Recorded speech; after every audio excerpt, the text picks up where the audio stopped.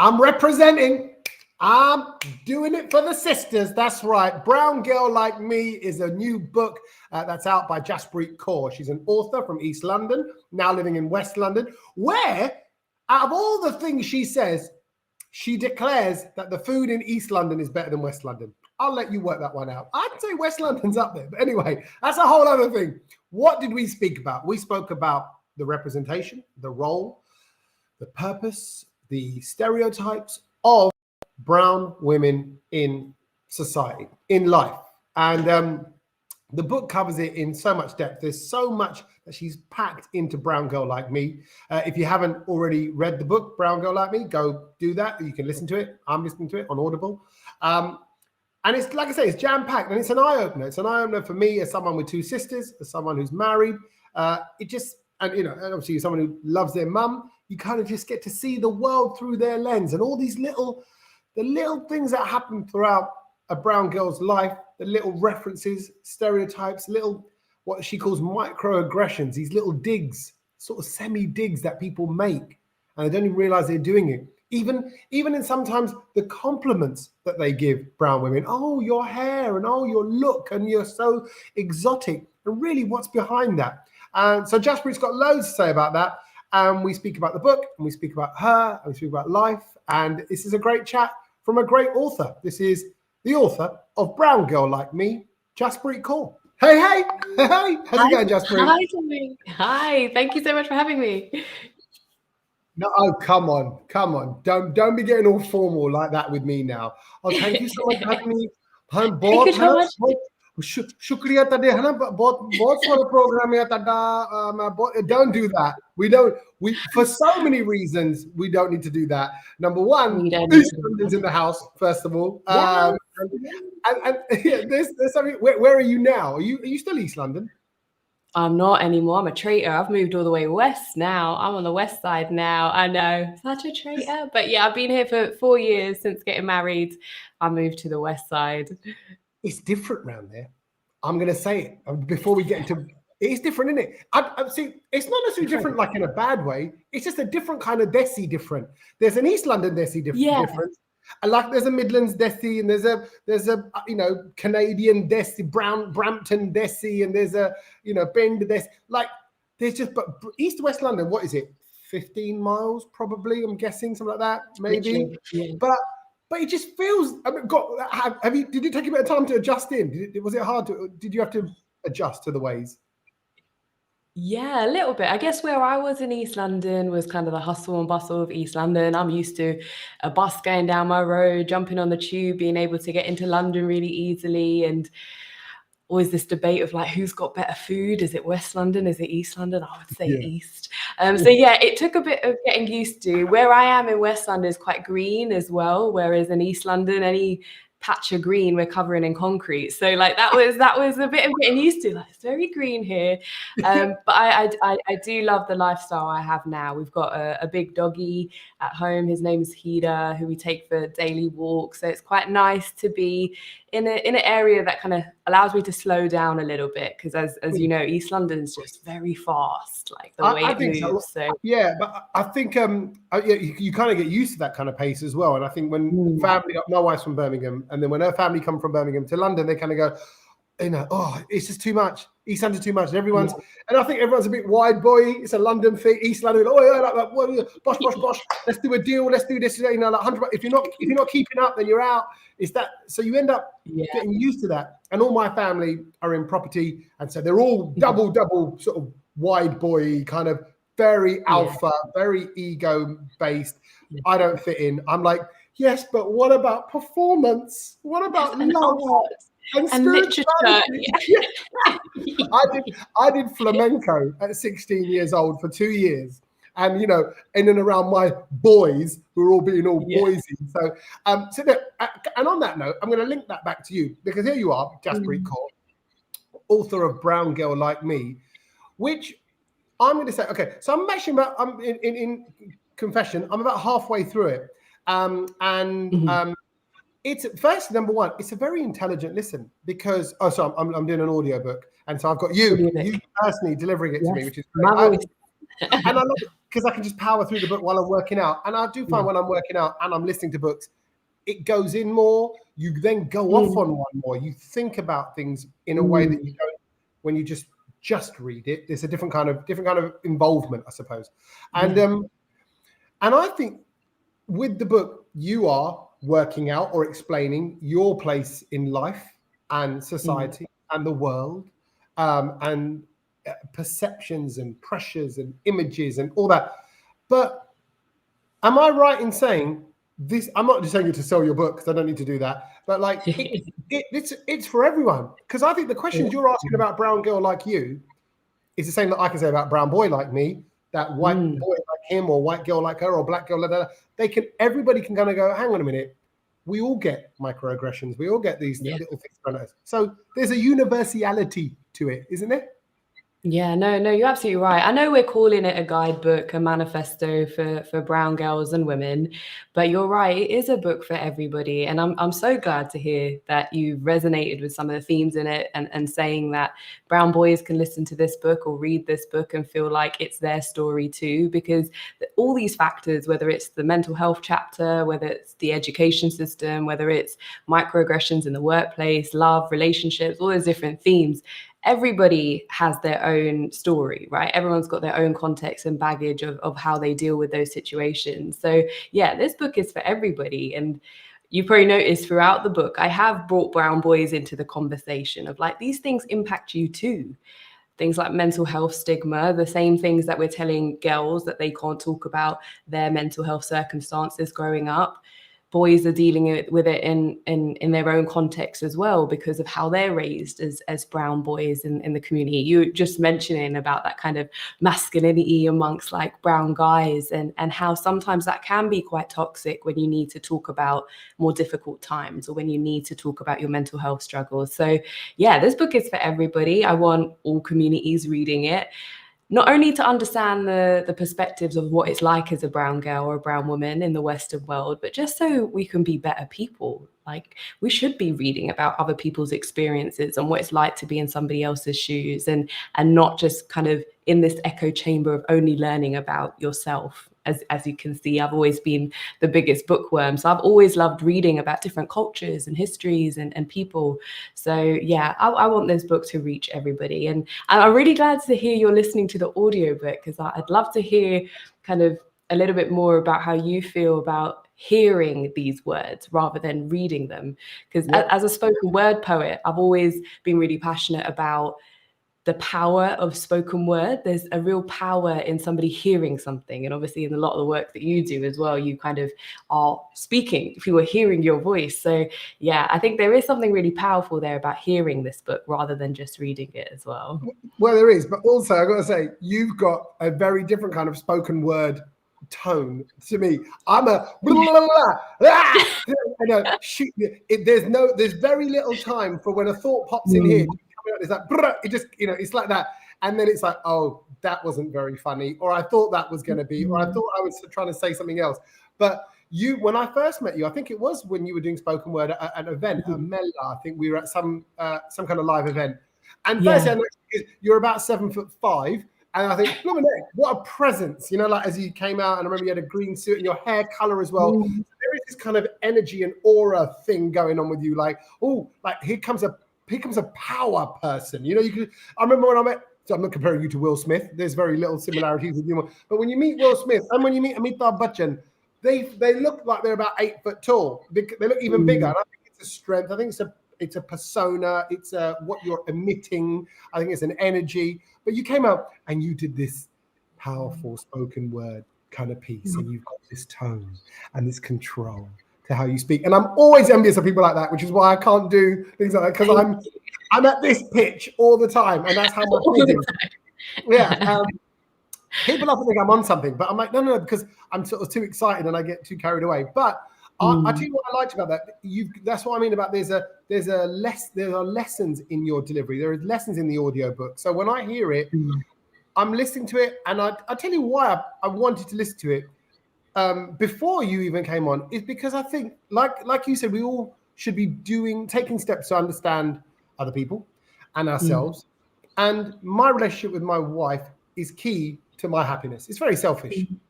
If we're not good, this whole thing, this whole house collapses, right? If we're arguing, if vibes aren't right, what's the blooming point? Do you know what I mean? Yeah. And how many people, how many couples, particularly brown couples, I'm going to just say uncles, aunties, mums and dads, are just ticking along in their relationship. It's really nice that you said at one point in the book that, you know, what is home, where you feel at home by your mum, you feel at home in the bin, you feel at home with your head on your husband's chest. And I thought, well, that's quite a vulnerable thing for you to sort of say. And that's quite, don't get me wrong, that's quite a girly thing to say. Oh, I put my head on my husband's chest and his big manly chest. Yeah, it's not like, hey, girl power. It's almost like I feel safe there. But I feel safe in that respect with my head on in my wife's lap. When my mum used to do mileage, because I got no hair, it's great, straight into the scalp. Oh, and you're there, little bit of dribbles coming out. Oh, mum, and your mum just knows. You're like that. Right. But,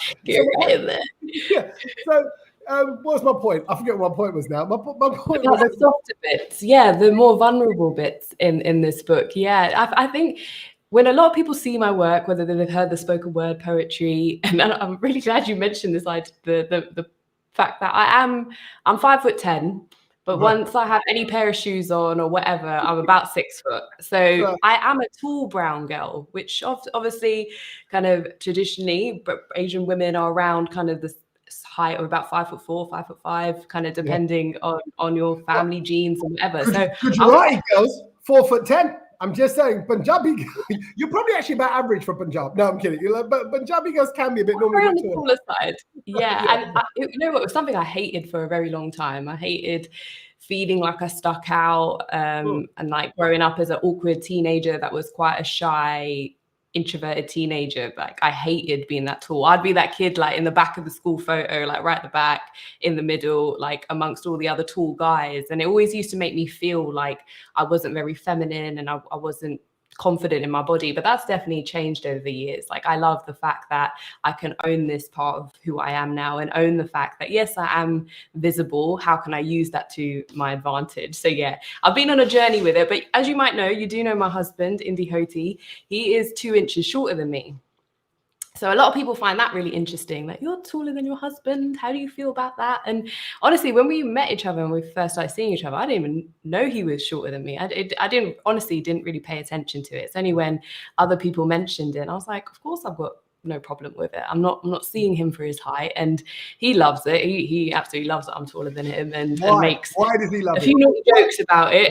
Why? Oh no, okay, no, I'm not getting rude, but because is because the stereotype I've always had, and it's a joke stereotype, is when I go a short man with a taller makes him look rich. Is what he says. He's like, so everyone kind of goes, oh, like he's with his tall wife, whatever, but he's you say he loves it, you know, he's almost like And the other side of it is some of this stuff about masculinity, and it's usually from other men making these comments of like, does it make him feel less masculine because I'm taller than him?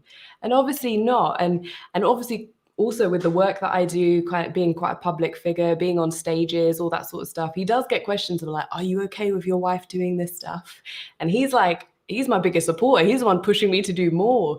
So yeah, it's quite interesting when we talk about kind of height and perceptions of what people think a woman should be and a man should be. And that's why I'm glad I showed some of those softer parts in the book about that quote you mentioned about putting my head on my husband's chest, because I also want to show, yes, I can be a strong, feminist, independent woman, but that doesn't, when I'm sharing these more vulnerable parts of myself, it doesn't take away any of that. I can be all these different parts of what it means to be a strong woman. And I think there's something really powerful about saying in a partnership, we can both be vulnerable in that way. We both need each other in that way. And I don't think that makes anyone any weaker. And it's got nothing to do with height. You can have two people that are 7 foot tall, two people that are 2 foot tall, and strength, as we all know, in tough times, it doesn't come from your height. It comes from your soul, your spirit, which is really, again, what I think the book was about. So coming back to that, well, actually, that was the point I was going to make. I read it because I wanted to understand my wife. I wanted to understand my sisters. I wanted to understand, I do this. This is what I do for a living. I do people. I love people. I love life. I like hearing about relationships and what works and what doesn't work, and how you guys, and even what you said about you and Indy. I'm like, oh yeah, and I know how I have absolutely not just lent. I've been held up by my wife over the last few years with things you've been through.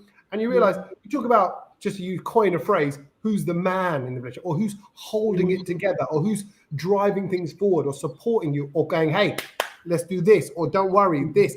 If that typically has been a masculine quality, then it is one that I don't have. And it is one that my wife does. So it's not about male, female, it's about strength, it's about spirituality.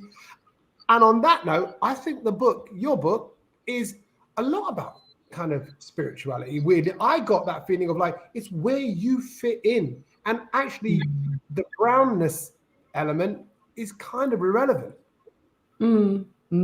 That spirituality, that doesn't matter what skin color you come from, what background you come from, your ethnicity, your race. Your spiritual journey is a really personal one, that whether you associate to a faith or a religion or not, I think everyone's on a spiritual journey in some sort of way. So yeah, the book is woven in a lot of my spiritual journey.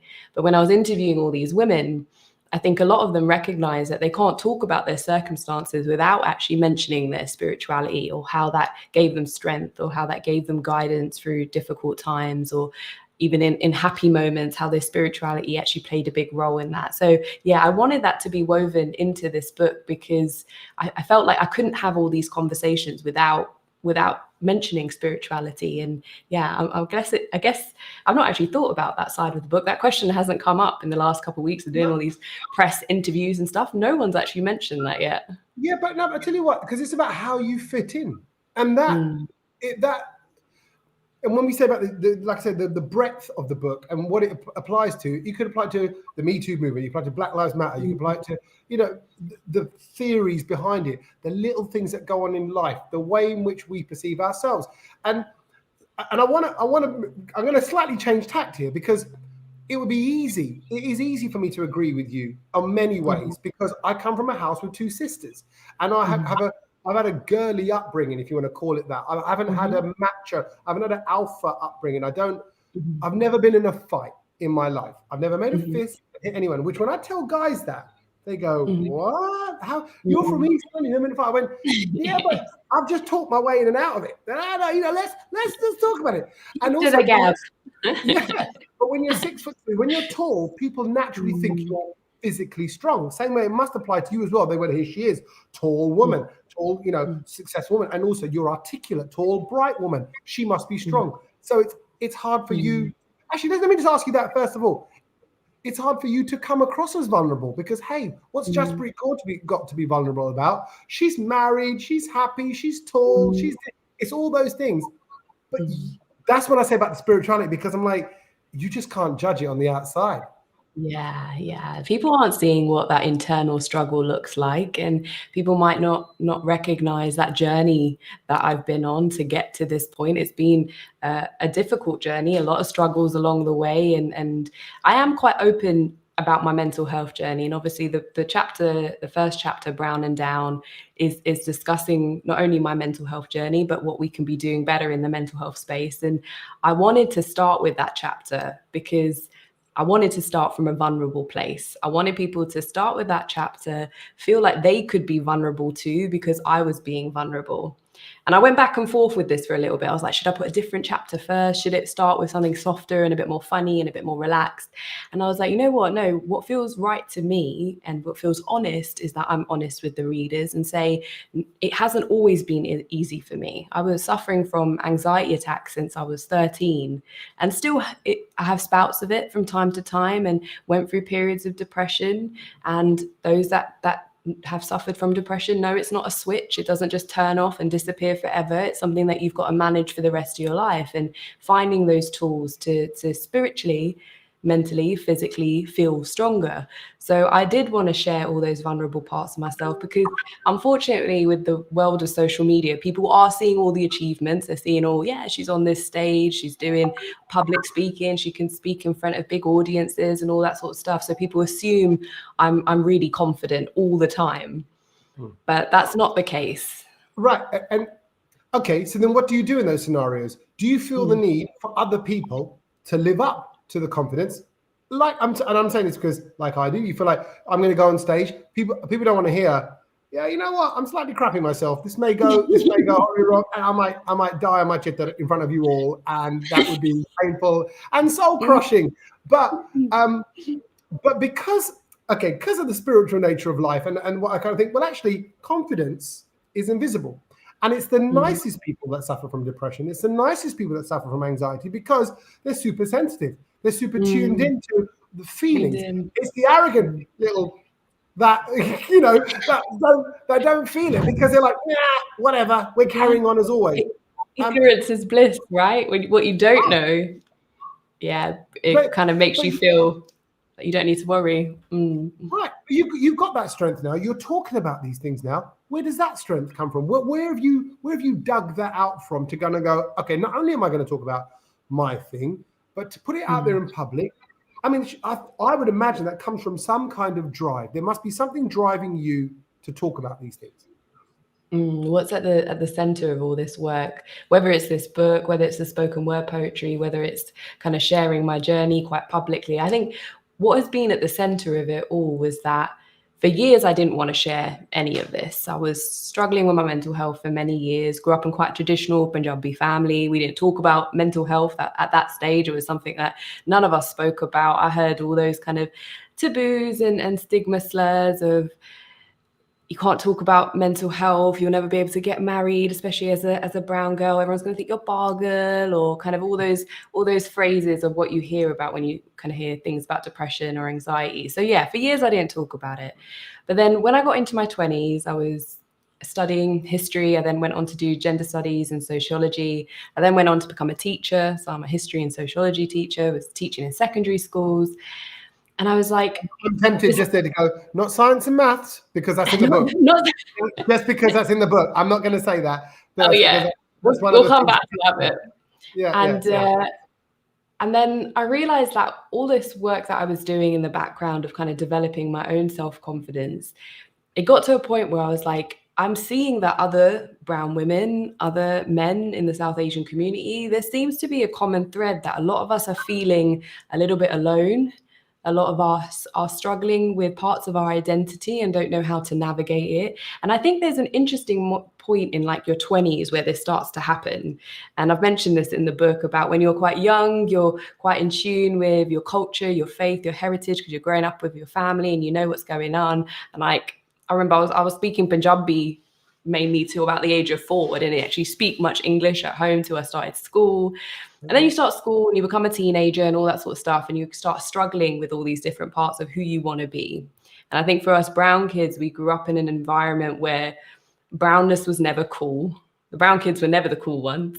We were the geeky kids who got the good grades and went on to university, get a good job. We were never seen as like the cool community. And I think that kind of made us a bit confused with our identity. And then you get into your 20s and you're like, well, who am I? Like, what do I actually want in life? Who am I? How do I feel more secure in myself? And you start asking all these questions, very spiritual and deep questions. And I think it was around that time where I was like, you know what, I think I need to share all this poetry I've been writing for years. I think I need to share some of these thoughts. And I went to, it was like an arts and poetry night in West London, in Hounslow. And this is when I was still living in East London. And I was like, no one knows me in West. I'll go there and perform this poem. Because if it goes really bad, I'll just run back home and never do it again because I don't know anybody there anyway.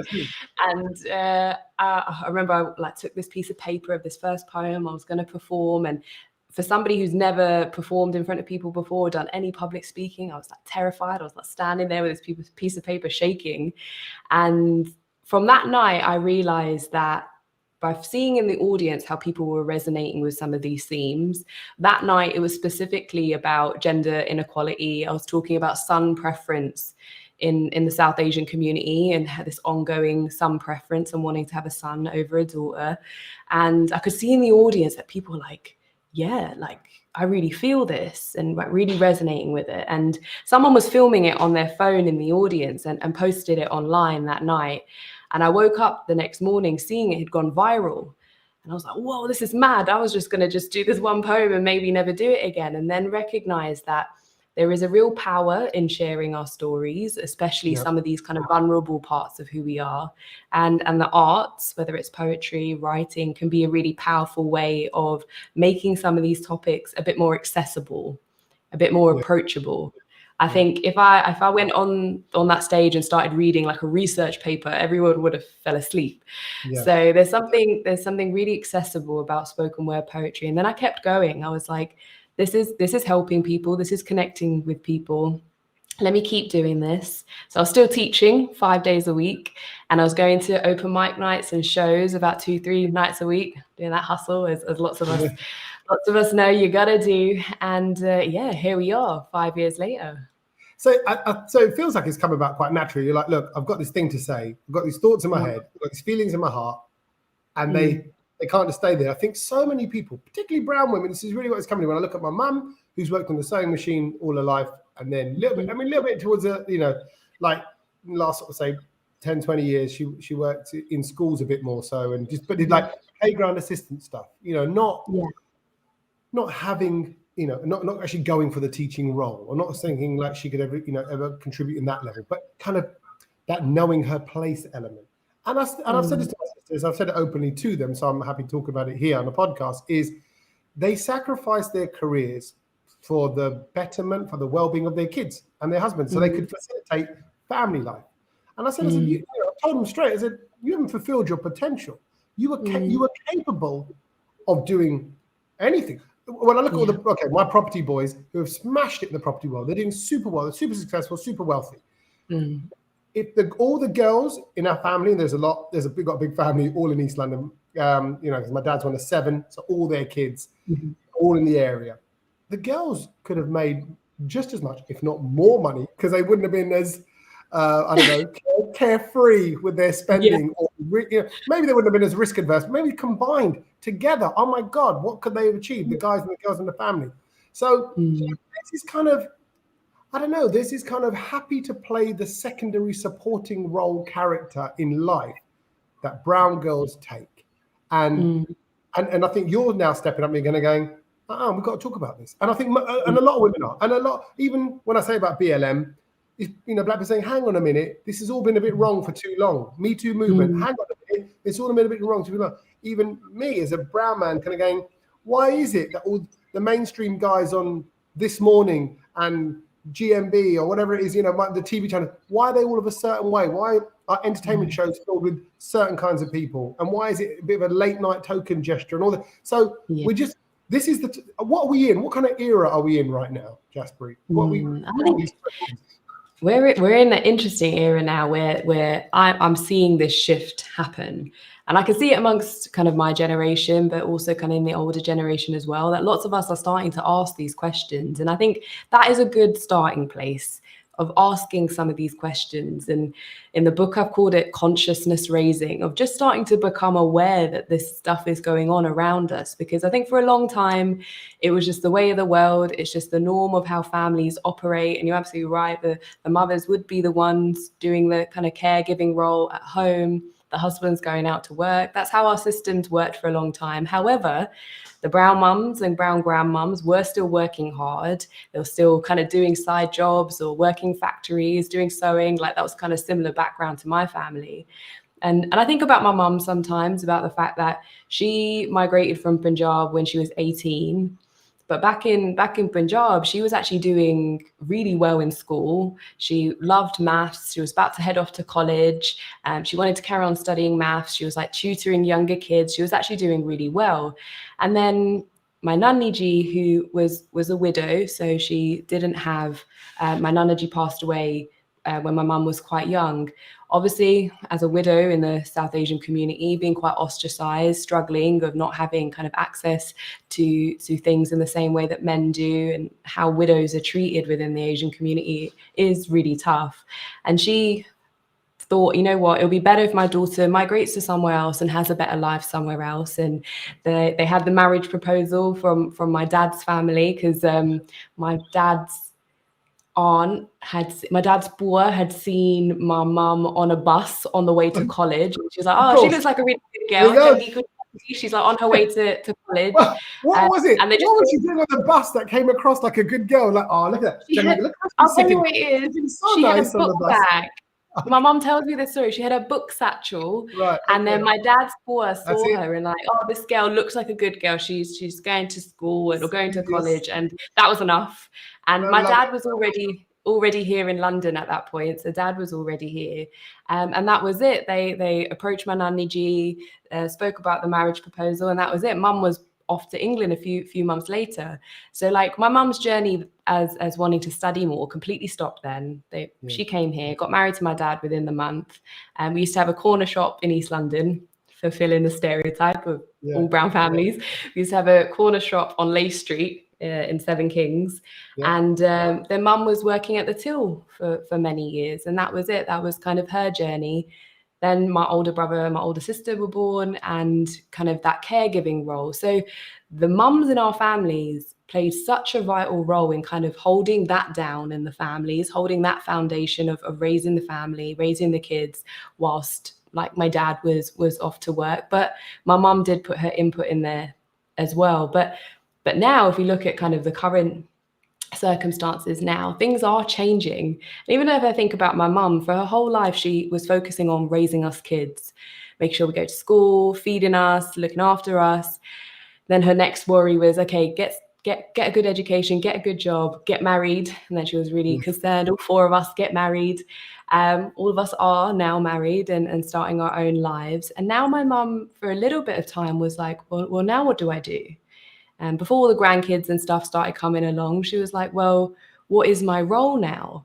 And for me, reflecting on that a little bit does make me quite sad that for so long she was always sacrificing her own dreams, her own time, her own aspirations. And then it got to a point where all us kids went off with our lives. And then she was like, well, what do I do now?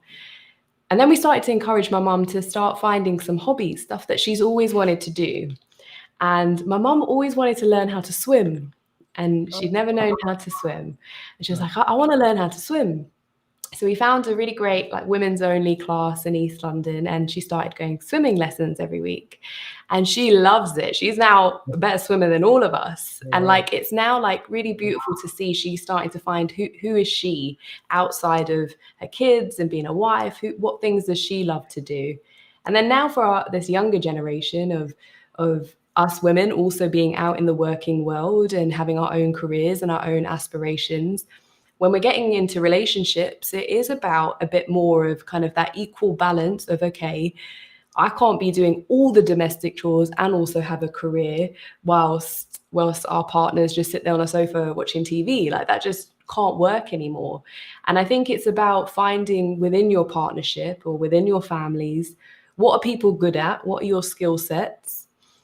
And then finding that balance, because it isn't going to work anymore if women are expected to do all the caregiving, all the domestic chores, and then also have a career as well. This kind of triple shift that we're dealing with. So yeah, I think things are shifting, things are changing, and this book is hopefully starting some of those conversations of, okay, how can we have some of these discussions in our families, amongst our friends, in our communities in a healthy way, so that we are moving in the right direction, so that everybody is living happier, everyone is living healthier lives, the younger generation as well as the older generations too. And you probably noticed in the book, I was interviewing women up to the age of kind of in their 80s and 90s, because I wanted that kind of intergenerational perspective, because I think sometimes with these books or these topics, the younger generation is like pitted against the older generation. It's like, oh, they're so different. They got different views. Then they're kind of pitted against each other, especially in the South Asian community. Whereas in this book, I was trying to show, no, there's actually so much we can learn from each other. There's actually a lot more similarities than there are differences. So yeah, that kind of intergenerational lens was really important in this book. I can see that. And for that reason, it's why I suppose I wanted to have this conversation with you, because I think it's almost more important for people, for the non-brown girls to read this book, because, and non-brown girl people, I mean like brown men, white men, whatever, because to know what the journey's been like for, it almost sounds, I don't feel like I'm making the conversation or the topic smaller by saying it's about brown girls, because it's not. It's about fitting in, it's about acceptance, it's about just a mutual, equal playing ground. It's about equal rights. It's about many things. So, and I think from taking a moment out to kind of go, yeah, you know what? Mum's just always there, isn't she? She's just always there, ready to make a roti. Ready, on kikana, on what? And why do they feed? Why do mums feed us so much? Because they just want to say, I don't know how else to show you love. What else can I do? I can't, right? It's just love, right? Ultimately. And we're not the I love you families. We're not, oh, I love you both, and hugs and cuddles. Like we might not necessarily grow up with that kind of affection in our households. And I mentioned that in the book of like, even on EastEnders, we used to change channel when like somebody would be showing some form of affection. It'd be like everyone runs out the room. But our families and our parents showed love. Yeah, they show love. They go, I will get the sarundatel, the bottle, and I will stink out I will stain the sofa. That's love. Yeah, that's love, baby. I will ruin a towel for you. That towel will never lose the smell of sarundatel for life. Okay, but you're worth it because I love you. But I see why I say that other people need to read this book is because I'm saying by doing that, guys will realize that we don't need to be alpha. We don't need to be running the show. We don't need to be the breadwinner. And actually, you, brown women don't want that out either. And what we want is for you to talk and share, you know, and be with them on the ride. And I think so many relationships live separately. Dad goes to work, mum does this. And even now, husband goes to work, comes home, sits on the sofa, woman gets the food ready, does this, looks after the kids, that kind of stuff. And you almost want to kind of go, actually, if we're a bit more interwoven, if we're all kind of living our life, it takes the pressure off the bunda. You know, as we know, that most suicides are in men because of pressure and because of money. And it's all comes out to money because make money, you know, do this. Actually, that's not healthy. So I'm kind of waving a flag for brown boys, kind of going, relax on us, man. Relax from the pressure. Because actually, stop and listen to what brown women are saying. They don't even want us to do that anyway. They want to mate. Oh, this is my point. So as you get older in life, people, parents, Asian parents, and even brown people will kind of go, actually, what is my life about? Because I've just did all this for my kids and all my life. And then they got no life. And they sit there looking at each other as a couple, you know, mums and dads. So I say to my parents, I go, you got to do stuff. Go out, watch things.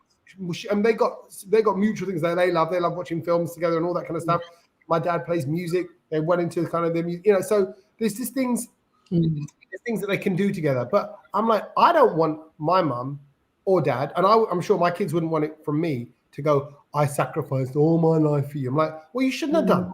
You should have lived for you. And I think this is maybe kind of your point as well. I think what you're saying is like, I'm me and I'm my own person. And I think you're finding that in this book as well, as you tell other people to find it. Yeah, about who am I, discovering who that is. And I'm really glad you mentioned a bit about brown men in our community and the struggles that they are going through, because I do feel that is a really important point when it comes to the mental health discussion. But also, I think when we're talking about masculinity, we're talking about kind of this alpha male role. I think a lot of guys that I've seen, close friends, family, they're feeling like they're not sure what their role is anymore because of these discussions about not being the alpha male, or perhaps they're seeing their wife with a successful career or their partner also wanting a really successful career, and men are kind of not sure where their place is anymore. I definitely feel there should be a book called Brown Boys Like Me, discussing all these topics. There needs to be someone out there who wants to kind of unpack this all, because I feel brown boys are struggling too, and they're not quite sure what to do or where to go or how to discuss these things, because for so long we've been telling brown boys that they can't talk about these emotions, that they need to be strong and stoic and all of that. So yeah, we are at this really kind of interesting point right now, but I think this is, I've called it a big lofty thing, but the generation of healing. I think we are going to be able to heal going forward. This is the generation where all these discussions are going to be going on, so that for my kids' generation, kids' generations, they won't be dealing with all of this. They will hopefully be feeling like, I know my place in the world. I know who I am. Yes, there'll still be struggles, but they'll know how to navigate it. And all these kind of things about identity and mental health, all these things that I think we're still trying to figure out. I'm hoping by the next generation, they won't have to feel all of this. Yeah. They won't even understand it. I go, what? Bind what? They go back to Punjab and it'd be like cities and everything. The whole world would just look like Dubai. That's what's going to happen. Yeah. Oh my gosh. But hey, listen, this is great. Brown Girl Like Me by Jaspreet Kaur is out right now. You can listen to it. You can read it. You can just go consume it. And it's a packed listen. You've got a lot of, like I say, people that you've spoken to, a lot of research done, a lot of theories coming through. It's almost like there's a couple of bits you kind of read by my God. What'd she say there? Say that again. Okay, yeah. Now it's gone in second time round because I'm just, because it's clever. It's a sociological book, So there's lots to this. A lot of hard work I can tell has gone into it, but also a lot of passion. I know it's a subject that's obviously very close to your heart. So thank you for doing it. Well done for doing it. And I know people say, I'm not trying to rush you onto the next book, but what's the next thing? What is the next project? Well, where does it go from here? Because often it spirals into other things, doesn't it? Yeah, no, it does. It does. And as a writer, as a poet, I've been exploring different forms of writing. Obviously, this was my debut. This was a non-fiction, but I definitely want to explore the fiction side of writing. I've done a few screenplays over the last couple of years. Obviously, there's all the spoken word poetry that I haven't officially published yet either. There's kind of a whole vault of all that poetry and deciding what do I want to do with all of that. But I think the kind of mission of all the work that I'm doing, whether it's me as an educator and as a teacher, if it's me as a spoken word poet, is it me as an author? I was like, for a little bit of time, I was like, do I just need to do one of these things and focus on just one of these roles? But now I've understood, no, I can be all of these different things. And often women are told they can only do one. So I'm trying to show, yes, I can do all of these things. And at the end of the day, the core of it all, what is the values behind it all is to educate, is to inspire. So yeah, writing more books, looking at new and interesting ways to educate and share some of these bits of information and education. So yeah, it's going to be an exciting journey ahead. And I feel also with all these new ideas, sometimes I do answer this question sometimes and think, okay, we are in a culture and a society where it's like, what's next? What are you doing next? What's coming next? Hustle, hustle, hustle. But as you can see in the book, the kind of spiritual side of me also recognizes that it's okay to say, you know what, I'm right where I am. I'm right where I want to be. I'm content right now. This is good. I'm happy to see where the journey goes and not feel this kind of constant sense of pressure to go, next thing. So yeah, I'm right where I want to be. I'm good. That's a lovely place to be. Enjoy the ride. Thank you for making the time, Jaspreet. All the best. Good luck. Keep smashing it. And we'll be following your career closely. Thank you, Jas. Wait. Before you go, I need to ask you to make sure you have hit the subscribe button and you are listening to these podcasts regularly. So if they're on YouTube, you're watching this now, lucky you get to see my face as well as hear the voice. Please do hit the bell button and hit the subscribe thing and get involved with the whole channel so you can stay up to date with what's going on. It really does make a difference for us. We then know where our subscribers are, the kind of episodes you're listening to, and then I can give you more of that kind of stuff, more of the good stuff. You want more good stuff? Hit subscribe to this podcast right now and follow us on social media. We're on Instagram, we're on Facebook, we're on Twitter. Just go find the Tommy Sandhu podcast and welcome it into your life.